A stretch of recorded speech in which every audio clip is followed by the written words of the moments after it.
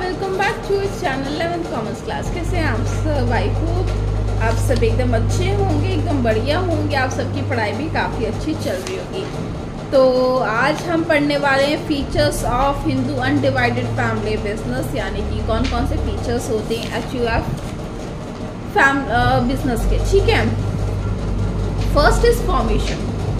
At least 2 members and ancestral property to be inherited by them is the basic requirement for the formation of Hindu family business। तो यहाँ पे ये बोल रहे कम से कम 2 members और ancestral property to be inherited by them। मतलब आप कैसे बताओगे कि आप हिंदू अनडिवाइडेड फैमिली से के बिजनेस से मतलब ताल्लुक़ रखते हैं, मतलब आप वहाँ से बिलोंग करते हैं। तो यहाँ पे क्या होता है, 2 मेंबर्स, एटलीस्ट कम से कम 2 मेंबर्स और उनके पास कोई एंसेस्ट्रल प्रॉपर्टी होनी चाहिए पूर्वज की। ठीक है ना, तो उनके पास ये चीज़ होनी चाहिए। एंसेस्ट्रल प्रॉपर्टी होने का बहुत ज़्यादा ज़रूरी होता है इसमें कि आपके पास एंसेस्ट्रल प्रॉपर्टी होनी चाहिए। जब भी आप बता सकते हैं कि हमारा जो बिजनेस है वो HUF से रिलेट करता है, और जब भी आप HUF बिजनेस फॉर्म कर सकते हैं। ठीक है, is the basic requirement for the formation of Hindu family business. And individual become the member by birth. वैसे तो कोई भी इंसान उस फैमिली में बर्थ लेता है, जन्म लेता है, तो वो बाय डिफॉल्ट उसका मेंबर बन जाता है। Therefore no agreement is required. कोई एग्रीमेंट की जरूरत नहीं होती इसका मेंबर बनने की। हाँ, अगर आपको इसको फॉर्म करना है, बनाना है, तो आपके पास कोई एक एंसेस्ट्रल प्रॉपर्टी होना जरूरी है। Hindu undivided family system is govern by the Hindu succession act 1956। देखो, हर चीज को गवर्न करने के लिए कि मतलब कि जिससे वो चीज आउट ऑफ कंट्रोल ना हो जाए, उसको रेगुलेट करने के लिए कुछ एक्ट बनाए जाते हैं, कुछ कमिटीज बनाई जाती है। तो उनमें से एक है आपका हिंदू सक्सेशन एक्ट 1956, जो कि हिंदू फैमिली बिजनेस को गवर्न करता है। क्यों इतना कंफ्यूज हो रही हूँ उसमें? गवर्न करता है। Second, liability. The liability of Karta is unlimited, while that of other members is limited to the extent of their share of co-personary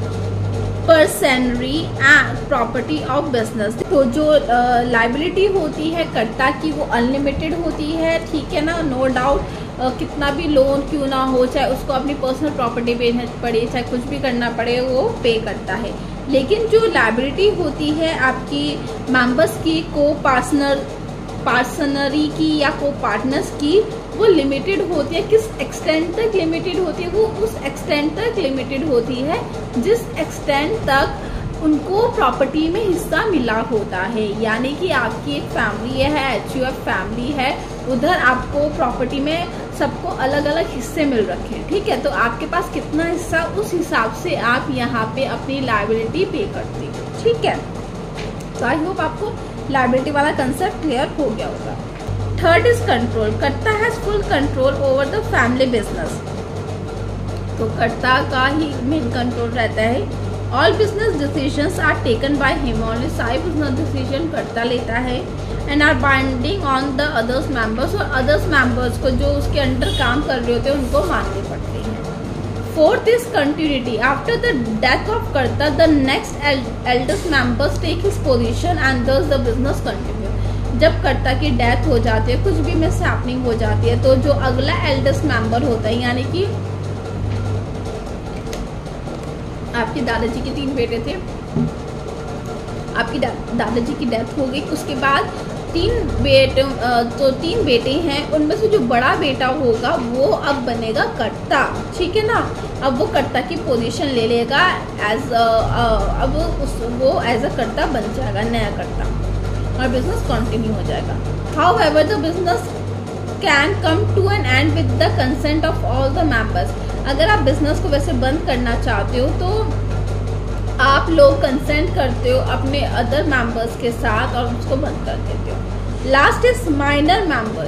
under Hindu family business an individual becomes member by taking birth in the family. अभी मैंने आपको बताया, अगर आप उस परिवार में जन्म ले रही हैं जिस परिवार का एक बिजनेस है, हिंदू अनडिवाइडेड फैमिली बिजनेस है, तो आप उसके मेंबर ऑलरेडी बन जाते हो। आपने जन्म लिया है, बाय डिफॉल्ट आप उसके मेंबर बन गए हो। Therefore even a minor can also become its member. तो अगर कोई 18 मतलब 18 प्लस नहीं है, वो माइनर वाली कैटेगरी में है, तो एज अ माइनर आप मेंबर बन जाते हो। आप मतलब अगर आप बनना भी चाहते हो एक्टिवली तो आप बन जाते हो, कोई दिक्कत की बात नहीं, ठीक है। तो कल को हम पढ़ेंगे मैरिट्स अचीव ऑफ फैमिली की फिर लिमिटेशंस है, ठीक है ना। कल को हम मैथ्स पढ़ेंगे।